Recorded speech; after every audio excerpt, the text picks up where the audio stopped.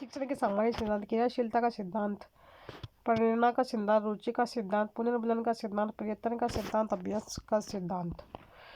फिर है अनुकरण का नियम, स्वाभाविकता का सिद्धांत, लोकतांत्रिक व्यवहार का सिद्धांत, बाल केंद्रितता का सिद्धांत, स्वतंत्रता का सिद्धांत, सहानुभूति का व्यवहार का सिद्धांत, लिखने से पहले मौखिक कार्य का सिद्धांत, नियोजन का सिद्धांत, चयन का सिद्धांत, शिक्षण उद्देश्यों का सिद्धांत, व्यक्तिगत विभिन्नता का सिद्धांत, विभाजन का सिद्धांत, बहुमुखी प्रयास का सिद्धांत, जीवन से संबंध स्थापित करने का सिद्धांत, बोलने व लिखने में सामंजस्य का सिद्धांत, शिक्षण सूत्रों के प्रयोग का सिद्धांत, आगमन विधि के रूपों की संख्या है।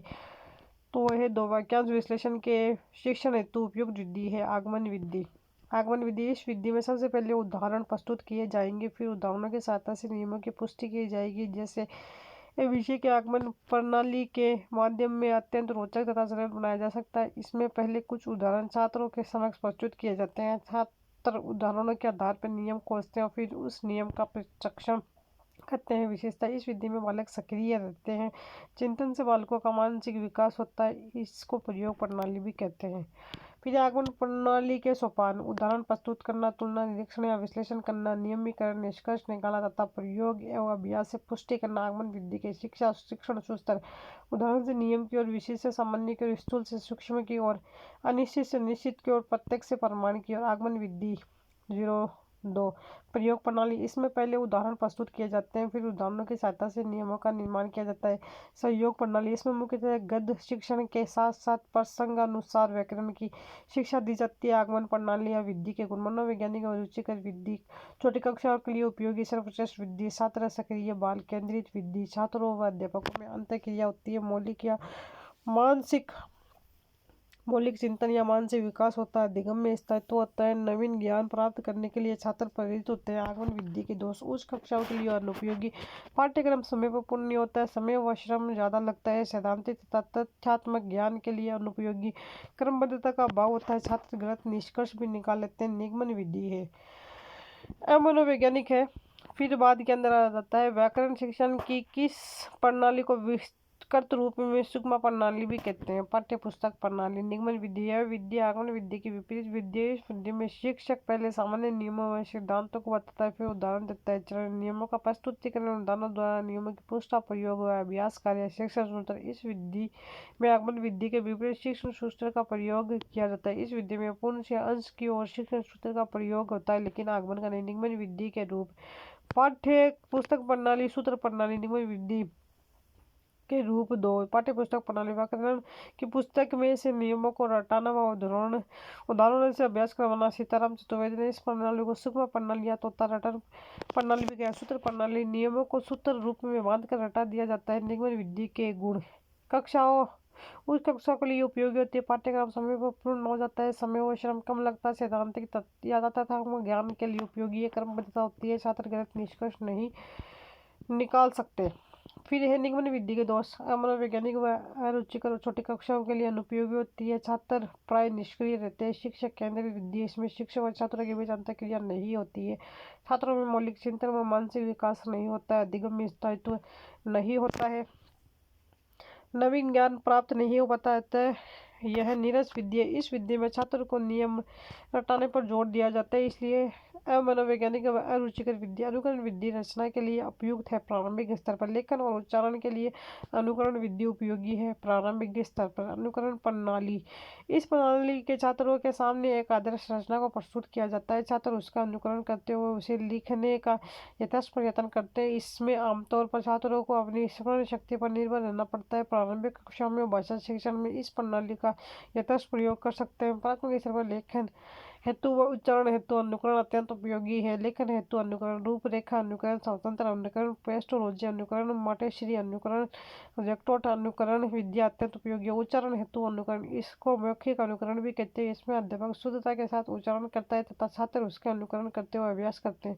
भाषा शिक्षण की सूत्र विधि का मूल स्रोत कौन सी भाषा है? संस्कृत। सूत्र विधि का मूल स्रोत संस्कृत भाषा को माना जाता है। यह निगमन विधि का ही एक रूप है। इस विधि में व्याकरण के नियमों को सूत्रों में बांधकर रटा दिया जाता है। इस विधि में संस्कृत से ली गई पाणिनि की अष्टाध्यायी सूत्रों पर ही आधारित है। इस विधि की सबसे बड़ी विशेषता संक्षिप्तता व निश्चितता। इस विधि में रटने पर जोर दिया जाता है, इसलिए मनोवैज्ञानिक व नीरस विधि है। व्याकरण अनुवाद विधि को किस नाम से भी जाना जाता है? भांडारकर विधि। इस विधि में मातृभाषा के माध्यम से किसी नवीन भाषा को पढ़ा जाता है। यह कथन कौन सी विधि के संदर्भ में कहा गया है? परोक्ष विधि। व्याकरण अनुवाद विधि। इस विधि का सर्वप्रथम प्रयोग रामकृष्ण गोपाल भंडारकर ने किया था, इसलिए इसे भंडारकर विधि भी कहते हैं। यह द्वितीय भाषा शिक्षण की सर्वाधिक प्रचलित व प्राचीन विधि है, इसलिए इसे परंपरागत व शास्त्रीय विधि भी कहते हैं। इसको परोक्ष या अप्रत्यक्ष विधि भी कहते हैं। यह व्याकरण को भाषा की आत्मा मानती है। व्याकरण के नियम रटा दिए जाते हैं। सर्वप्रथम द्वितीय भाषा के व्याकरण का ज्ञान दिया जाता है। मातृभाषा का द्वितीय भाषा में अनुवाद। द्वितीय भाषा का मातृभाषा में अनुवाद। शब्दकोश की जानकारी। स्वतंत्र तथ्य। इस युद्ध में मातृभाषा की सहायता से शिक्षण होता है। ज्ञात से अज्ञात की और शिक्षण सूत्र का प्रयोग। कम समय में शब्द भंडार में वृद्धि। पढ़ना व लिखना कौशल पर ज्यादा जोर। समय व श्रम कम लगता है। दोस्त अमनोवैज्ञानिक व अरुचिकर विद्या अनुवाद एक जटिल प्रक्रिया है, क्योंकि दो भाषाओं की प्रकृति प्राय समान नहीं होती है। भाषा के व्यवहारिक पक्ष की अवहेलना इसमें व्याकरण शिक्षण साध्य बन जाता है। छात्र में मौलिकता का विकास नहीं हो पाता। सुनना व बोलना कौशल का समुचित विकास नहीं हो पाता है। प्रत्यक्ष विधि उपनाम। प्राकृतिक सुगम विधि निर्वाद विधि। सर्वप्रथम प्रयोग फ्रांस में 1951 में गुइस महोदय ने किया। भारत में सर्वप्रथम प्रयोग बंगाल में ट्रिपिक ने, मद्रास में येटस ने, मुंबई में फ्रेजर ने। व्याकरण अनुवाद विधि के दोषों को दूर करने वाली विधि। इसमें द्वितीय भाषा का शिक्षण सीधा द्वितीय भाषा में ही होता है। इसमें मातृभाषा की बाधा नहीं होती। मातृभाषा का प्रयोग वर्जित। विभक्ति व अनुभूति में सीधा संबंध। इसमें शब्द आदि का अर्थ प्राय प्रत्यक्ष वस्तु चित्र आदि दिखाकर बताया जाता है। इसमें व्याकरण के नियम रटाए नहीं जाते। भाषा के व्यवहारिक ज्ञान पर जोर दिया जाता है। अनुवाद का सहारा नहीं लिया जाता है। इसमें शिक्षण करवाते समय वार्तालाप व प्रश्नोत्तर पर सहारा लिया जाता है। सुनना व बोलना कौशल का समुचित विकास मौखिक अभ्यास पर अर्थात बोलने पर जोर दिया जाता है। छात्र में मौलिक चिंतन का विकास। वास्तविक परिस्थितियों में द्वितीय भाषा के प्रयोग की क्षमता का विकास। व्याकरण की शिक्षा पाठ आदि पढ़ाने समय प्रसंग अनुसार दे दी जाती है। फिर बाद के अंदर है द्वितीय भाषा शिक्षण की तुलनात्मक विधि है। व्यतिरेक की विधि। व्यतिरेक का अर्थ है तुलना होता है, इसलिए इस विधि को तुलनात्मक विधि भी कहते हैं। इस विधि में मातृभाषा व द्वितीय भाषा दोनों के समान व असमान तत्वों को ध्यान में रखते हुए शिक्षण करवाया जाता है। यह विधि मातृभाषा व द्वितीय भाषा दोनों का तुलनात्मक व वैज्ञानिक विश्लेषण प्रस्तुत करती है। इसमें दोनों भाषाओं की ध्वनि व्यवस्था, शब्द व्यवस्था व वाक्य व्यवस्था इत्यादि का तुलनात्मक शिक्षण करवाया जाता है। इस विधि के अनुसार द्वितीय भाषा का पाठ्यक्रम बनाते समय मातृभाषा का ध्यान रखना चाहिए। भोलानाथ तिवारी ने इसको द्वितीय भाषा शिक्षण की सर्वोपरि विधि है। कविता शिक्षण की किस प्रणाली के अंतर्गत कविता को समझाने के लिए वैसी ही या उसके विरोधी दूसरी कविता को प्रस्तुत करने का उसका तुलनात्मक अध्ययन कराया जाता है। तुलनात्मक प्रणाली इस प्रणाली में अध्यापक एक ही पद की तुलना विभिन्न भाषाओं में अथवा एक ही भाषा के विभिन्न कवियों के विभिन्न पदों के साथ करता है, जहाँ भाव साम्य हो। जैसे अबला जीवन, हाय तेरी यही कहानी, आंचल में है दूध और आंख में पानी, गुप्त जी। पढ़ाते समय अध्यापक भिन्न भिन्न कवियों में के इस विषय पर नारी के संबंध के विविध विचारों को उपस्थित करेगा और इस प्रकार एक ही विषय पर विभिन्न काव्य पदों की तुलना कराई जाएगी। नारी तुम केवल श्रद्धा हो, तुम भूल गए इस जीवन में क्या सता है, इन नारी की प्रसाद।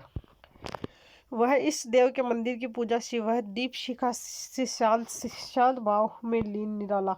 इसमें दोनों भाषाओं की ध्वनि व्यवस्था, शब्द व्यवस्था व वाक्य व्यवस्था इत्यादि का तुलनात्मक शिक्षण करवाया जाता है। रचना शिक्षण का उद्देश्य है रचना शिक्षण का उद्देश्य है निरीक्षण शक्ति का विकास, कल्पना शक्ति का विकास, विचारों की क्रमबद्धता, लिखित अभिव्यक्ति का विकास, सुव्यवस्थित भाषा का प्रयोग, व्यक्तित्व विकास में सहायक स्पष्ट अभिव्यक्ति का विकास, स्वतंत्र लेखन शैली का विकास। रचना शिक्षण के उद्देश्य छात्रों को इस योग्य बनाना है कि वे अपने विचारों, भावों एवं अनुभूतियों को शुद्ध, उचित व स्पष्ट तरीका से व्यक्त कर सके। छात्रों की तरह कल्पना, विवेक, मानसिक एवं निरीक्षण शक्ति का विकास करना, छात्रों को साहित्य सर्जन की प्रेरणा देना, छात्रों के शब्दकोश में वृद्धि करना, छात्रों की भाषा एवं शैली को सुव्यवस्थित व सुसंबद्ध करना, छात्रों को अवकाश के क्षणों का सदुपयोग करना सीखना, उच्च विचारों द्वारा अपने सामाजिक जीवन को सुसंस्कृत बनाना, व्याकरण सम्मत लिपिबद्ध अभिव्यक्तियों को ग्रहण करने की योग्यता को विकसित करना।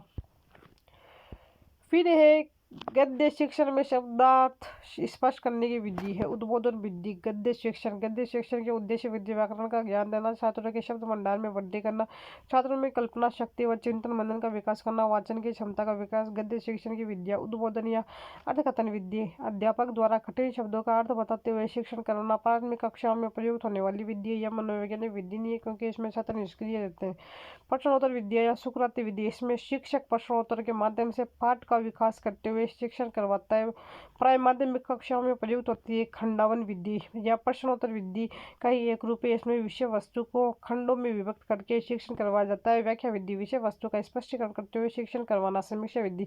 समीक्षा व्याख्यान का ही एक उच्च स्तरीय। इसमें भाषाई तत्व जैसे शक्ति, संधि, समास, उपसर्ग, प्रत्यय इत्यादि की समीक्षा करते हुए शिक्षण करवाया जाता है। यह प्राय माध्यमिक व उच्च माध्यमिक कक्षाओं में प्रयुक्त होती है। संश्लेषण विधि में सीखने की प्रक्रिया है। वर्ण शब्द वाक्य विश्लेषणात्मक विधि में प्रयोग होता है। शब्द से वर्ण। फिर बाद के अंदर है वाचन शिक्षण की विद्या। संश्लेषणात्मक विधि, तार्किक, अक्षर बोध विधि, ध्वनि साम्य विधि, विश्लेषणात्मक विधि, मनोवैज्ञानिक विधि, देखो और कहो विधि, वाक्य विधि, कहानी विधि, संश्लेषण विधि। इस विधि में पहले स्वर, व्यंजन तथा मात्राओं का बोध करवाया जाता है। वर्णों, शब्दों, वाक्यों का बोध करवाया जाता है। भाषा सीखने का तार्किक क्रम, वर्ण, शब्द, वाक्य, विश्लेषणात्मक विधि। इस विधि में छात्रों को पहले वर्णों तथा ध्वनियों का ज्ञान नहीं ही करवाया जाता है। सर्वप्रथम शब्दों और वाक्यों का ज्ञान करवाया जाता है। वाक्य के माध्यम में शब्दों तथा वर्णों का ज्ञान करवाया जाता है। भाषा सीखने का मनोवैज्ञानिक क्रम वाक्य, शब्द, वर्ण है। फिर बाद के अंदर आ जाता है नर्सरी तथा प्राथमिक स्तर पर कविता शिक्षण की सर्वश्रेष्ठ प्रणाली है गीत एवं नाट्य प्रणाली। नर्सरी व प्राथमिक स्तर पर कविता शिक्षण की सर्वश्रेष्ठ प्रणाली गीत प्रणाली व अभिनय प्रणाली, नाट्य प्रणाली। गीत प्रणाली, इसमें शिक्षक कविता को गीत की तरह ले ताल के साथ गाकर सुनाता है व छात्र अनुकरण करते हैं। अभिनय प्रणाली या नाट्य प्रणाली, इसमें शिक्षक कविता के भाव के अनुरूप भाव भंगिमाएं करते हुए शिक्षण करवाता है अर्थात कविता के भाव के अनुरूप अंग संचालन करना। फिर बाद में योजना शिक्षण विधि के प्रवर्तक है W.H. किलपैट्रिक। प्रोजेक्ट विधि में शिक्षा प्रदान की जाती है। जीवनोपयोगी शिक्षा। प्रोजेक्ट या योजना विधि जन्मदाता है किलपैट्रिक। प्रोजेक्ट पर सबसे पहले कार्य जॉन डेवी ने किया तथा उनके शिष्य किलपैट्रिक ने इस विधि के रूप में प्रस्तुत किया, जबकि स्टीवेंसन ने प्रोजेक्ट विधि को परिभाषित किया। स्टीवेंसन के अनुसार प्रोजेक्ट एक समस्यात्मक कार्य है जिसका समाधान उसके प्राकृतिक वातावरण में रहते हुए ही किया जाता है। इस विधि में बालक स्वयं अपनी रुचि जो विषय वस्तु है क्रिया में सामंजस्य स्थापित करते हुए अपनी अध्ययन गति से अधिगम करता है। यह वास्तविक जीवन की अनुभूति इस विधि से करता है। प्रयोजना विधि के पद या सोपान। प्रयोजना के निम्नलिखित 6 पद है। परिस्थिति का निर्माण करना, योजना का चयन करना, योजना का कार्यक्रम बनना, योजना का क्रियान्वयन करना, योजना के कार्य का मूल्यांकन करना, योजना का लेखा-जोखा करना। विलियम किलपैट्रिक ने परियोजना विधि के 4 सोपान बताए। उद्देश्य, परिस्थिति का निर्माण, योजना बनाना, क्रियान्वयन करना, मूल्यांकन करना। परियोजना विधि के गुण या मनोवैज्ञानिक विधि, इस विधि द्वारा अधिगम का स्थायीकरण होता है। वैज्ञानिक दृष्टिकोण के विकास हेतु उपयुक्त विधि है। विद्यार्थियों में कार्य करने से आत्मविश्वास में वृद्धि होती है, सामाजिक की भावना का विकास और जीवनोपयोगी शिक्षा, पर्यावरण संबंधी ज्ञान में वृद्धि। परियोजना विधि के दोष, यह विधि अधिक खर्चीली है, अधिक संसाधनों की आवश्यकता होती है। इस विधि में समय अधिक लगता है। इस विधि से संपूर्ण पाठ्यक्रम को नहीं पढ़ाया जा सकता। इस विधि द्वारा गहन अध्ययन संभव नहीं है। प्रत्येक विद्यार्थी हेतु उपयोगी नहीं है क्योंकि सामूहिक रूप से कार्य करने के कारण व्यक्तिगत रुचियों की अवहेलना होती है। विधि के अनुरूप पाठ्य पुस्तकों के अभाव, योजना निर्माण एवं मूल्यांकन में अधिक समय लगने से शिक्षक को कठिनाई होती है। व्यवहारिक न होने के कारण यह विद्या अधिक प्रचलन में नहीं है। प्रस्तावना विधि का मुख्य उद्देश्य है नवीन ज्ञान ग्रहण हेतु तत्पर करना। प्रस्तावना का मुख्य उद्देश्य है छात्रों के पूर्व ज्ञान से नवीन ज्ञान को जोड़ने के लिए तथा छात्रों को नवीन विषय वस्तु के लिए मानसिक रूप से तैयार करने के लिए प्रस्तावना तैयार की जाती है। रंगमंच अभिनय विधि है नाटक की। फिर है अभिनय विधि। अभिनय विधि का प्रयोग नाटक शिक्षण में किया जाता है। इस विधि के 2 उपभेद है, कक्षा अभिनय विधि, रंगमंचाभिनय विधि। कक्षा अभिनय विधि, इसमें अध्यापक को छात्रों को नाटक के पात्रों की भूमिका बांट देता है और छात्र अपनी अपनी भूमिका के अनुसार नाटक, वाचिक व कायक अभिनय करते हैं। इस विधि में छात्र अपने सामान्य वेशभूषा में ही रहते हैं। इसमें शिक्षक की भूमिका निर्देशक के रूप में रहती है। इसका प्रयोग कक्षा में ही किया जाता है। इस विधि से नाटक शिक्षण रोचक बन जाता है। इसमें छात्रों के भावानुकूल अभिव्यक्ति का अवसर मिलता है, छात्रों के व्यक्तित्व का विकास होता है। इसमें रंगमंच व्यवस्था, साज सज्जा, प्रकाश व्यवस्था, ध्वनि व्यवस्था आदि पर समय व धन की बचत होती है। यह विधि मनोवैज्ञानिक तथा उद्देश्यपूर्ण होती है। माध्यमिक स्तर पर नाटक शिक्षण की श्रेष्ठ विधि, यह विधि सरल, व्यवहारिक तथा मितव्ययी रंगमंचाभिनय विधि। इसमें छात्र पूरे नाटक को वास्तविक रंगमंच पर प्रस्तुत करते हैं। छात्र पात्र की भूमिका के अनुसार उसके हाव भाव, चरित्र तथा स्वभाव के अनुसार वास्तविक रंगमंच पर अभिनय करता है। इसमें छात्र पात्रों के अनुसार ही वेशभूषा धारण करते हैं। इस विधि में नाटक को पूर्ण साज सज्जा के साथ प्रस्तुत किया जाता है। इस विधि में छात्रों को वास्तविक रंगमंच पर नाटक का अभिनय करने का अवसर मिलता है। इसमें जिस उद्देश्य की पूर्ति के लिए नाटक लिखा जाता है उसकी पूर्ति होती है। इसमें रंगमंच की तैयारी, नाटक का निर्देशन, संचालन इत्यादि करने का अवसर मिलते हैं। छात्र के नेतृत्व में शक्ति का विकास होता है। अभिनय के दौरान छात्रों में नाटक के पात्रों तथा दृश्यों का पूर्ण परिचय प्राप्त होता है। इस विधि से प्राप्त ज्ञान स्थायी होता है। फिर है उद्बोधन विधि का उपभेद नहीं अनुवाद। उद्बोधन विधि रचना के लिए प्रस्तुत विषय के संबंध में विद्यार्थियों की जिज्ञासा जागृत की जाती है और ज्ञान सामग्री को क्रमबद्ध रूप से व्यक्त करने के लिए उन्हें प्रेरित किया जाता है। छात्रों से भाव, विचारों, तत्वों को प्रकाशित करने के लिए शिक्षक प्रश्नों की सहायता लेता है। छात्रों की स्मरण शक्ति और कल्पना शक्ति को उद्बुद्ध करने और रचना के विषय पर सोचने की प्रेरणा देने के लिए यह विधि ठीक ठाक है। जीवन चरित्र, आत्मकथा, दृश्य विज्ञान, अभिनय, कहानी अथवा घटनाओं के वर्णन में इस प्रणाली का प्रयोग अधिक होता है। व्याकरण शिक्षा स्वतंत्र रूप से किस विधि में नहीं दी जाती है। भाषा सत्संग विधि निम्नलिखित में रचना शिक्षण की विधि नहीं है। भाषा सत्संग विधि, रचना शिक्षण की विधियाँ, मार्गदर्शन या निर्देशन विधि, समय विधि, रूपरेखा विधि, अनुकरण विधि, स्वाध्याय विधि, समीक्षा विधि, प्रश्नोत्तर विधि, भाषा यंत्र विधि, चित्र वर्णन विधि, उद्बोधन विधि, वचन प्रवचन विधि, तर्क अथवा वाद विवाद विधि। भाषा सत्संग विधि के उपनाम प्रासंगिक विधि, व्याकरणिक प्रणाली। द्वितीय भाषा शिक्षण की इस विधि के अनुसार छात्रों को द्वितीय भाषा जानने वाले विशेषज्ञों के संपर्क में लगकर उनसे वार्तालाप का अवसर देकर या विख्यात लेखकों की अच्छी पुस्तकों के संपर्क में लगकर शिक्षण करवाया जाना चाहिए। अच्छे लेखकों की रचनाएं पढ़ाने दी जानी चाहिए जिससे बालक स्वतः ही भाषा पर अधिकार कर ले। इस विधि का मुख्य उद्देश्य व्याकरण की शिक्षा के बिना ही भाषा का शुद्ध रूप काम में लेना सीखना। इस विधि में विद्यार्थी बुद्धि और तर्क का सहारा लेते हैं। इस विधि में व्याकरण के सैद्धांतिक नियमों का ज्ञान न दिया जाकर भाषा व्यवहार अर्थात पढ़ने पर बल दिया जाता है। यह विधि छात्रों को शुद्ध अनुकरण के अवसर प्रदान करके द्वितीय भाषा सीखने पर जोर देती है। दोष, सभी छात्रों को द्वितीय भाषा जानने वाले के संपर्क में लाना संभव नहीं। इससे व्याकरण का सैद्धांतिक, व्यवहारिक व क्रमबद्ध शिक्षण नहीं करवाया जा सकता है। कि शिक्षा शास्त्री के अनुसार स्कूल एक बाग है, अध्यापक एक माली और बच्चे पौधे के समान है। फ्रोबेल, कविता शिक्षण प्रश्नोत्तर प्रणाली और किस नाम से जाना जाता है। खंडान्वय प्रणाली, प्रश्नोत्तर अथवा खंडान्वय प्रणाली कविता की एक एक पंक्ति एवं उसके एक एक खंड पर प्रश्न पूछते हुए बालकों से उत्तर प्राप्त करते हुए और यथा आवश्यक स्वयं स्पष्ट करते हुए कविता का अर्थ बताने की विधि प्रश्नोत्तर अथवा खंडान्वय प्रणाली कहलाती है। इस विधि में पद्यांश के खंड खंड करके प्रत्येक तथ्य, भाव और विचार से संबंध में प्रश्न पूछा जाता है और अभिष्ट उत्तर प्राप्त करते हुए संपूर्ण विषय वस्तु का परिचय छात्रों को करा दिया जाता है। जैसे प्रीति कर काहू सुख न लहो, प्रेम करने का क्या परिणाम होता है। प्रीति पतंग करी दीपक सो, पतंगा किसको प्रेम करता है। संपुट माज लहो, उसका क्या परिणाम होता है। निम्नलिखित से उपन्यास शिक्षण का उद्देश्य नहीं है। अभिनय में निपुणता प्रदान करना, उपन्यास का शाब्दिक अर्थ सामने रखना, परिभाषा समझ घटनाक्रम को पाठकों के समक्ष क्रमबद्ध व व्यवस्थित रूप में प्रस्तुत करने का उपन्यास कहलाता है। छात्रों को स्वस्थ मनोरंजन की ओर उन्मुख करना, छात्रों को द्रुत गति से मनोवाचन का अभ्यास कराना, भाषा व शैली प्रचलित रूपों से परिचित करवाना, छात्रों की कल्पना शक्ति तथा चिंतन मनन शक्ति, ग्रामात्मकता तथा समालोचनात्मकता के से को विकसित करना। नोट, अभिनय में निपुणता प्रदान करना नाट्य शिक्षण का उद्देश्य भाषा प्रयोगशाला में नहीं होता है। मोबाइल फोन, भाषा प्रयोगशाला विश्व की पहली भाषा प्रयोगशाला का निर्माण अमेरिका में हुआ। प्रवर्तक है लॉरेंस स्टूलर और डेनियल डेविस। यह एक कक्षा सेशन की पूरक विधि है। कक्षा में जो पढ़ाया गया उसे समन्वित अभ्यास करवाया जाता है। इसमें प्रयोगशाला में छोटे छोटे केबिन बुद्ध बने होते हैं जिसमें छात्र बैठते तो इनको श्रवण प्रकोष्ठ भी कहते हैं। प्रत्येक केबिन में शीर्ष ध्वनि यंत्र, हेडफोन, माइक्रोफोन, ध्वनि विस्तारक, टेप रिकॉर्डर व कुछ कैसेट होते हैं।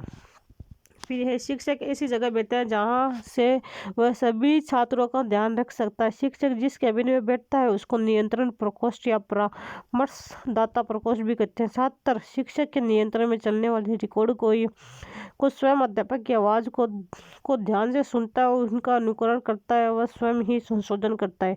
छात्र माइक्रोफोन की सहायता से शिक्षक से निर्देशन प्राप्त करता है, वह सहायता प्राप्त कर सकता है। शिक्षक छात्रों को व्यक्तिगत या सामूहिक रूप से निर्देश दे सकता है। छात्र गलती करते हैं तो शिक्षक उनमें सुधार कर देता है। वह छात्र स्वगति से सीखते हैं। छात्रों को पुनर्वजन मिलता है। सुनना व बोलना कौशल पर अधिक जोर। इस विधि से वाचन, उच्चारण, शब्दावली, ध्वनि, शब्द आदि का अभ्यास करवाया जा सकता है। दोस्त इसमें समय, श्रम व धन ज़्यादा लगता है। लिखना कौशल का समुचित विकास नहीं हो पाता। प्रशिक्षित अध्यापकों की जरूरत। शिक्षण में सबसे महत्वपूर्ण कार्य है उद्देश्य निर्धारण। शिक्षण एक उद्देश्यनिष्ठ प्रक्रिया है। किसी भी कार्य को करने से पूर्ण उद्देश्य निर्धारित किए जाते हैं, क्योंकि निर्देश से कोई भी क्रिया नहीं की जाती है। इस प्रकार शिक्षण कार्य में सबसे महत्वपूर्ण कार्य उद्देश्य निर्धारण करना है। शिक्षण उद्देश्य शब्द पूर्वक जिस धातु के योग से बना है, जिसका अर्थ किसी कार्य को दिशा निर्देशन देना। शिक्षा के क्षेत्र में शिक्षण कार्य करते समय जो हमारी मूल धारणा, इच्छा, प्रवृत्तियाँ एवं प्रेरक तत्व होते हैं वे ही शैक्षिक उद्देश्य, क्योंकि इन्हें के माध्यम से शैक्षिक कार्यों की प्रगति होती है।